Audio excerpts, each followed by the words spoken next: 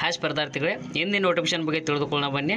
ಹಿಂದಿನ ನೋಟಿಫಿಕೇಶನ್ ಏನಂದರೆ institute of banking personal selection ಅಂದರೆ IBPSನಲ್ಲಿ ಖಾಲಿ ಇರುವ ಅನೇಕ ರೀತಿಯ ಹುದ್ದೆಗಳು ಖಾಲಿ ಇದ್ದು ನೇಮಕಾತಿಯನ್ನು ಕರೆದಿದ್ದು.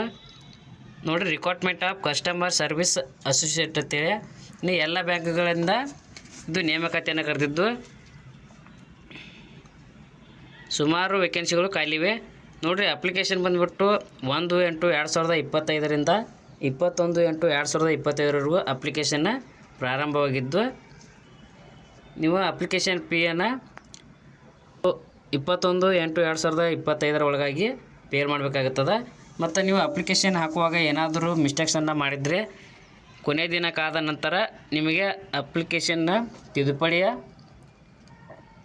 ಅವಕಾಶವನ್ನು ನೀಡ್ತಾರೆ. ನೋಡಿರಿ, ಪ್ರೀ ಎಕ್ಸಾಮಿನೇಷನ್ ಟ್ರೈನಿಂಗನ್ನು ಸೆಪ್ಟೆಂಬರ್ ತಿಂಗಳಲ್ಲಿ ಕೊಡ್ತಾರೆ. ಮತ್ತು ಪ್ರಿಲಿಮಿನರಿ ಎಕ್ಸಾಮ್ ಕಾಲ್ ಲೆಟ್ರನ್ನು ಸೆಪ್ಟೆಂಬರ್ ತಿಂಗಳಲ್ಲಿ ರಿಲೀಸ್ ಆಗುತ್ತೆ. ಮತ್ತು ಆನ್ಲೈನ್ ಪ್ರಿಲಿಮಿನರಿ ಎಕ್ಸಾಮ ಅಕ್ಟೋಬರ್ ತಿಂಗಳಲ್ಲಿ ನಡೆಸ್ತಾರೆ. ಇನ್ನು ರಿಸಲ್ಟ್ ಕೂಡ ಪ್ರಿಲಿಮಿನರಿ ಎಕ್ಸಾಮ್ನದ್ದು ನವೆಂಬರ್ ತಿಂಗಳಲ್ಲಿ ರಿಲೀಸ್ ಆಗುತ್ತೆ. ನೋಡಿರಿ, ಇನ್ನು ಇದರಲ್ಲಿ 2 ಎಕ್ಸಾಮ್ ಇರ್ತಾವೆ, ಪ್ರಿಲಿಮಿನರಿ ಮತ್ತು ಮೇನ್ಸ್ ಎಕ್ಸಾಮ್ ಅಂತೇಳಿ 2 ರೀತಿ ಎಕ್ಸಾಮ್ ನಡೆಸ್ತಾರೆ. ಎಣ್ಣೆ ಎಕ್ಸಾಮ್ ನೋಡಿರಿ, ಮೇನ್ ಎಕ್ಸಾಮ್ ನವೆಂಬರ್ನಲ್ಲಿ ಕಾಲ್ ಲೆಟ್ರನ್ನು ಬಿಡುಗಡೆ ಮಾಡಿ ಆನ್ಲೈನ್ ಎಕ್ಸಾಮನ್ನು ನವೆಂಬರ್ ತಿಂಗಳಲ್ಲಿ ನಡೆಸ್ತಾರೆ. ಇನ್ನು ಪ್ರೊಫೆಷ್ನಲ್ ಅಲಾಟ್ಮೆಂಟ್ ಅಂತೇಳಿ ಮಾರ್ಚ್ ತಿಂಗಳಲ್ಲಿ ಅಂದರೆ 2026ರಲ್ಲಿ ವೇಕೆನ್ಸಿಗಳನ್ನು ಅಲಾಟ್ಮೆಂಟ್ ಮಾಡಲಾಗ್ತದೆ. ನೋಡಿರಿ, ಯಾವ್ಯಾವ ಬ್ಯಾಂಕಿನಲ್ಲಿ ಈ ವೇಕೆನ್ಸಿಗಳು ಖಾಲಿ ಇದಾವೆ ಅಂದ್ರೆ ನೋಡಿರಿ, bank of Baroda, Canara bank, Indian overseas bank, UCO bank, union bank ಮತ್ತು ಪಂಜಾಬ್ ನ್ಯಾಷನಲ್ ಬ್ಯಾಂಕ, ಪಂಜಾಬ್ ಮತ್ತು Sindh bank, Indian bank, central bank of India, bank of Maharashtra, bank of India, ಎಲ್ಲ ರೀತಿಯ ಬ್ಯಾಂಕ್ಗಳು ಅನೇಕ ರೀತಿಯ ನೇಮಕಾತಿಗಳನ್ನು ಕರೆದಿದ್ದಾರೆ. ನೋಡಿರಿ, ಈ ಹುದ್ದೆಗೆ ಅಂದರೆ ಕಸ್ಟಮರ್ ಸರ್ವಿಸ್ ಅಸೋಸಿಯೇಟ್ ಹುದ್ದೆಗೆ ಸ್ಯಾಲ್ರಿ ಯಾವ ರೀತಿ ಐತೆ ಅಂದ್ರೆ ನೋಡಿರಿ, ಸ್ಟಾರ್ಟಿಂಗ್ 24,050 ರೂಪಾಯಿದಿಂದ 64,480ವರೆಗೂ ಸ್ಯಾಲ್ರಿ ಇರ್ತದೆ. ಇನ್ನು ಈ ಹುದ್ದೆಗೆ ಅಪ್ಲಿಕೇಶನ್ ಹಾಕಬೇಕಾದ್ರೆ ಏಜ್ ಲಿಮಿಟ ಯಾವ ರೀತಿ ಐತೆ ಅಂದ್ರೆ ನೋಡಿರಿ, ಮಿನಿಮಮ್ 20 ವರ್ಷ ಆಗಿರಬೇಕು ಮತ್ತು ಮ್ಯಾಕ್ಸಿಮಮ್ 28 ವರ್ಷದ ಒಳಗಿನ ಅಭ್ಯರ್ಥಿಗಳು ಈ ಹುದ್ದೆಗೆ ಅಪ್ಲಿಕೇಶನನ್ನು ಹಾಕ್ಬೋದಾಗಿರ್ತದೆ. ನೋಡಿರಿ, ಏಜನ್ನು ಕ್ವಾಲಿಫೈ ಮಾಡುವುದು 1/8/2025 ಕ್ವಾಲಿಫೈ ಮಾಡ್ತಾರೆ. ಮತ್ತು ನೋಡಿರಿ, ನೀವು SC/ST ಅಭ್ಯರ್ಥಿಗಳಾಗಿದ್ದರೆ 5 ವರ್ಷ ಏಜ್ ರಿಲ್ಯಾಕ್ಸೇಷನ್ ಇರುತ್ತೆ. ಇನ್ನು OBC ಆಗಿದ್ದರೆ 3 ವರ್ಷ, KWBD ಅಭ್ಯರ್ಥಿಗಳಾಗಿದ್ದರೆ 10 ವರ್ಷ ಏಜ್ ರಿಲ್ಯಾಕ್ಸೇಷನ್ ನೀಡ್ತಾರೆ. ಇನ್ನು ನಾವು ಈ ಹುದ್ದೆಗೆ ಅಪ್ಲಿಕೇಶನ್ ಹಾಕಬೇಕಂದ್ರೆ ನಮ್ಗೆ ಎಜುಕೇಷನ್ ಕ್ವಾಲಿಫಿಕೇಷನ್ ಏನಾಗಿರ್ಬೇಕಂದ್ರೆ ನೋಡಿರಿ, ಡಿಗ್ರಿ ಹೋಲ್ಡ್ರ್, ಯಾವುದೇ ರೀತಿಯ ಡಿಗ್ರಿಯನ್ನು ಕಂಪ್ಲೀಟ್ ಮಾಡಿದ ಅಭ್ಯರ್ಥಿಗಳು ಈ ಹುದ್ದೆಗೆ ಅಪ್ಲಿಕೇಶನನ್ನು ಹಾಕ್ಬೋದಾಗಿರ್ತದೆ. ಪದವಿ ಮಾಡಿದ ಅಭ್ಯರ್ಥಿಗಳು ಈ ಹುದ್ದೆಗೆ ಅಪ್ಲಿಕೇಶನನ್ನು ಹಾಕ್ಬೋದು. ಇನ್ನು ಅಪ್ಲಿಕೇಶನ್ ಫೀ ಯಾವ ರೀತಿ ಐತೆ ಅಂತ ನೋಡೋದಾದರೆ ನೋಡಿರಿ, ಅಪ್ಲಿಕೇಶನ್ ಫೀ 175 ರೂಪಾಯಿ SC/ST, PWBD ಮತ್ತು ಎಕ್ಸ್ ಸರ್ವಿಸ್ ಮ್ಯಾನ DESM ಕ್ಯಾಂಡಿಡೇಟ್ಸ್ಗೆ 175 ಅಪ್ಲಿಕೇಶನ್ ಫೀ ಆಗಿರ್ತದೆ. ಇನ್ನು 850 ರೂಪಾಯಿ ಇನ್ನು ಉಳಿದ ಅಭ್ಯರ್ಥಿಗಳಿಗೆ ಅಪ್ಲಿಕೇಶನ್ ಫೀ ಆಗಿರ್ತದೆ. ನೀವು ಅಪ್ಲಿಕೇಶನ್ ಫೀಯನ್ನು ಆನ್ಲೈನಲ್ಲಿ ಪೇ ಮಾಡಬೇಕಾಗ್ತದೆ. ಕೊನೆಯ ದಿನಕ್ಕೆ ಬಂದುಬಿಟ್ಟು 21/8/2025ವರೆಗೂ ನೀವು ಅಪ್ಲಿಕೇಶನ್ ಫೀಯನ್ನು ಪೇ ಮಾಡೋಕ್ಕೆ ಅವಕಾಶವನ್ನು ನೀಡಿರ್ತಾರೆ. ನೋಡಿರಿ, ಸೆಲೆಕ್ಷನ್ ಪ್ರೊಸೆಸ್ ಯಾವ ರೀತಿ ಇತ್ತಂದ್ರೆ ಪ್ರಿಲಿಮಿನರಿ ಎಕ್ಸಾಮ್ ಮತ್ತು ಮೇನ್ಸ್ ಎಕ್ಸಾಮ್ ಮತ್ತು 2 ಎಕ್ಸಾಮ್ಸನ್ನು ಆನ್ಲೈನ್ ಮೂಲಕ ನಡೆಸ್ತಾರೆ.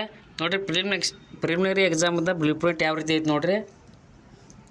ಇಂಗ್ಲೀಷ್ ಲ್ಯಾಂಗ್ವೇಜ 30 ಕ್ವಶನ್ಸ್ ಇದ್ದು 30 ಮಾರ್ಕ್ಸ, ಇದು 20 ನಿಮಿಷ ಕಾಲಾವಕಾಶನ ಕೊಟ್ಟಿರ್ತಾರೆ.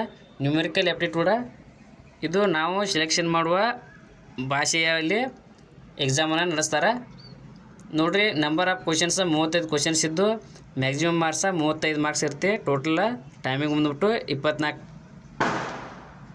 ಇನ್ನು ಟೈಮಿಂಗ್ ಬಂದುಬಿಟ್ಟು 20 ನಿಮಿಷ ಕಾಲಾವಕಾಶ ಇರುತ್ತೆ.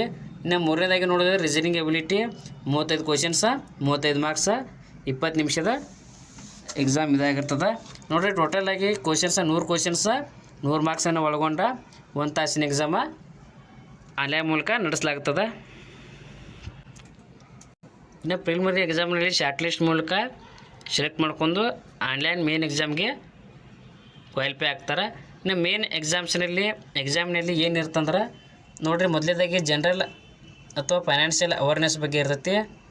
ಅದು ನಾವು ಸೆಲೆಕ್ಟ್ ಮಾಡುವ ಭಾಷೆಯ ಮೇಲೆ ಎಕ್ಸಾಮ್ ಇರ್ತದೆ ನೋಡಿರಿ. ಕ್ವಶನ್ಸ್ ಬಂದುಬಿಟ್ಟು 40 ಕ್ವಶನ್ಸ್ ಇರ್ತವೆ, 50 ಮಾರ್ಕ್ಸ.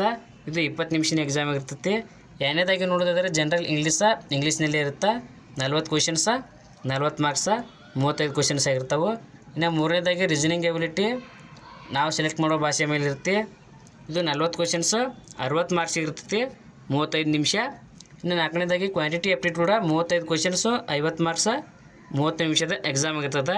ಟೋಟಲಾಗಿ ಕ್ವಶನ್ಸ್ ಬಂದುಬಿಟ್ಟು 155 ಕ್ವಶನ್ಸ್ ಇರ್ತಾವೆ. ಇನ್ನು ಟೋಟಲ್ ಮಾರ್ಕ್ಸ 200 ಮಾರ್ಕ್ಸ್ ಇರುತ್ತೆ. ಇನ್ನು ಇದು 2 ತಾಸಿನ ಎಕ್ಸಾಮ್ ಆಗಿರ್ತದೆ. ಅಂದರೆ 120 ನಿಮಿಷದ ಎಕ್ಸಾಮ ಇದಾಗಿರ್ತದೆ. ನೋಡಿರಿ, ನೀವು ಯಾವ ಸ್ಟೇಟಿಗೆ ಅಂದರೆ ನೀವು ಯಾವ ರಾಜ್ಯಕ್ಕೆ ಅಪ್ಲಿಕೇಶನನ್ನು ಹಾಕ್ತೀರಿ ಆ ರಾಜ್ಯದಲ್ಲಿ ಅದೇ ರೀತಿಯ ಭಾಷೆಗಳನ್ನು ಒಳಗೊಂಡ ಎಕ್ಸಾಮನ್ನು ನಡೆಸಲಾಗ್ತದೆ. ನೋಡಿರಿ, ನೀವು ಕರ್ನಾಟಕದಲ್ಲಿ ಆದರೆ ಇಂಗ್ಲೀಷ, ಹಿಂದಿ, ಕನ್ನಡ ಮತ್ತು ಕೊಂಕಣಿಯಲ್ಲಿ ನಿಮ್ಮ ಎಕ್ಸಾಮನ್ನು ಬರಿಬೋದಾಗಿರ್ತದೆ. ಇಂಗ್ಲೀಷನ್ನು ಹೊರತುಪಡಿಸಿ ಇಂಗ್ಲೀಷ್ನಲ್ಲೇ ಇರುತ್ತೆ. ಇನ್ನುಳಿದ ಜನರಲ್ ಅವೇರ್ನೆಸ್ಸ ಮತ್ತು ಮೆಂಟಲ್ ಎಬಿಲಿಟಿ ಕ್ವಶನ್ಸ್ ಎಲ್ಲ ಕನ್ನಡ ಮತ್ತು ಹಿಂದಿ ಅಥವಾ ಕೊಂಕಣಿಯಲ್ಲಿ ನಡೆಸ್ತಾರೆ. ಪ್ರಿಲಿಮಿನರಿ ಮತ್ತು ಆನ್ಲೈನ್ ಎಕ್ಸಾಮ್ನಲ್ಲಿ 0.25 ಅಂತೇಳಿ ನೆಗೆಟಿವ್ ಮಾರ್ಕಿಂಗ ಕಟ್ ಆಗತ್ತೆ ನೋಡಿರಿ. ಇನ್ನು ಯಾವ ರೀತಿ ಅಪ್ಲಿಕೇಶನನ್ನು ಯಾರು ಅಭ್ಯರ್ಥಿಗಳು ಯಾವ ರೀತಿ ಅಪ್ಲಿಕೇಶನನ್ನು ಹಾಕ್ಬೋದು ಅಂದ್ರೆ ನೋಡಿರಿ, ಅಪ್ಲಿಕೇಶನನ್ನು ಆನ್ಲೈನ್ ಮೂಲಕ ಮಾತ್ರ ಹಾಕೋಕ್ಕೆ ಅವಕಾಶ ನೀಡಿರ್ತಾರೆ. ನೋಡಿರಿ, 1/8/2025 ಅಪ್ಲಿಕೇಶನ್ ಪ್ರಾರಂಭ ಆಗಿದ್ದು ಕೊನೆಯ ದಿನಾಂಕ ಬಂದುಬಿಟ್ಟು 21/8/2025 ಕೊನೆಯ ದಿನಾಂಕ ಆಗಿರ್ತದೆ. ನೋಡಿರಿ, ಅಪ್ಲಿಕೇಶನ್ ಹಾಕುವಾಗ ಬೇಕಾದ ಡಾಕ್ಯುಮೆಂಟ್ಸ್ಗಳು ಯಾವ್ಯಾವ ನೋಡಿರಿ, photography, signature, left thumb impression ಮತ್ತು ಹ್ಯಾಂಡ್ ರೈಟಿಂಗ್ ಡಿಕ್ಲರೇಷನ್ ಕೂಡ ಇರುತ್ತೆ. Certificate or mention casual key ಅಂತೇಳಿ. ಇನ್ನು SSC ಅಥವಾ SSLC ಅಥವಾ 10th ಸ್ಟ್ಯಾಂಡರ್ಡ್ ಅಥವಾ ಈಕ್ವಲೆಂಟ್ ಯಾವುದೇ ರೀತಿ ಸರ್ಟಿಫಿಕೇಟ್ ಇರಬೇಕು. ಮತ್ತು candidate will be required capture photo ಇರ್ತದೆ ಮತ್ತು ಅಪ್ಲೋಡ್ ದೇರ್ ಫೋಟೋಸನ್ನು ಕ್ಯಾಪ್ಚರ್ ಫೋಟೋ ಅಂದರೆ ಲೈವ್ ಫೋಟೋ ಕ್ಯಾಪ್ಚರ್ ಮಾಡ್ಕೋಬೇಕಾಗ್ತದೆ. ಮತ್ತು ಡಾಕ್ಯುಮೆಂಟ್ಗಳನ್ನು ಸ್ಕ್ಯಾನಿಂಗ್ ಮಾಡೋ ಮೂಲಕ ಅಪ್ಲಿಕೇಶನನ್ನು ಹಾಕ್ಬೋದಾಗಿರ್ತದೆ. Thank you. ಇನ್ನೂ ನನ್ನ ಚಾನಲ್ಗೆ ಸಬ್ಸ್ಕ್ರೈಬ್ ಆಗಿಲ್ಲ, ದಯವಿಟ್ಟು ಸಬ್ಸ್ಕ್ರೈಬ್ ಮಾಡ್ಕೊಳ್ಳಿ. ಮುಂದೆ ಯಾವುದೇ ಜಾಬ್ ಬಗ್ಗೆ ನಾನು ತಿಳಿಸಿದಾಗ ನಿಮಗೆ ನೋಟಿಫಿಕೇಷನ್ ಮೂಲಕ ತಿಳಿದು ಬರ್ತದೆ.